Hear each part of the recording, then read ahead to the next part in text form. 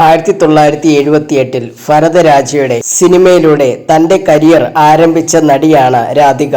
തമിഴിന് പുറമെ തെലുങ്ക്, കന്നഡ, ഹിന്ദി, മലയാളം എന്നീ ഭാഷകളിൽ നിരവധി സിനിമകളുടെ ഭാഗമാകാൻ രാധികയ്ക്ക് കഴിഞ്ഞിരുന്നു. മലയാളത്തിൽ മോഹൻലാലിനൊപ്പം ഇട്ടുമാണി, മെയ്ഡ് ഇൻ ചൈന, കൂടും തേടി എന്നീ സിനിമകളിലും രാധിക അഭിനയിച്ചിരുന്നു. ഒപ്പം തമിഴിലെ മുൻനിര താരങ്ങളുടെ കൂടെയെല്ലാം സിനിമ ചെയ്യാൻ രാധികയ്ക്ക് കഴിഞ്ഞിരുന്നു.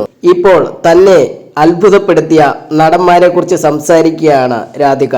മോഹൻലാലാണ് ഇന്നും ഞാൻ അത്ഭുതത്തോടെ കാണുന്ന നടൻ. ഇപ്പോൾ ഞാൻ അത്ഭുതത്തോടെ നോക്കിക്കാണുന്ന മറ്റൊരു നടൻ ധനുഷാണ്.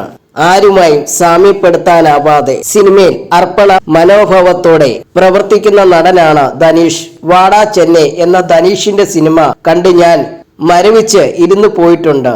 പിന്നെ വിജയെക്കുറിച്ച് പറയുമ്പോൾ അവൻ കൊച്ചു പയ്യനായിരിക്കുമ്പോൾ തന്നെ ഇത് എങ്കൽ നീതി എന്ന സിനിമയിൽ എന്നോടൊപ്പം അഭിനയിച്ചിട്ടുണ്ട്. പിന്നെ തെരി എന്ന സിനിമയിൽ വീണ്ടും കണ്ടപ്പോൾ അത്ഭുതം തോന്നി. ലൊക്കേഷനിൽ മൗനമായി ഒരിടത്തിരിക്കും. ഡയറക്ടർ ആക്ഷൻ പറഞ്ഞാലുടൻ ക്യാമറയ്ക്ക് മുന്നിലെത്തി മാജിക് കാണിച്ചിട്ട് നമ്മളെ അമ്പരിപ്പിക്കുകയും ചെയ്യും, രാധിക പറഞ്ഞു.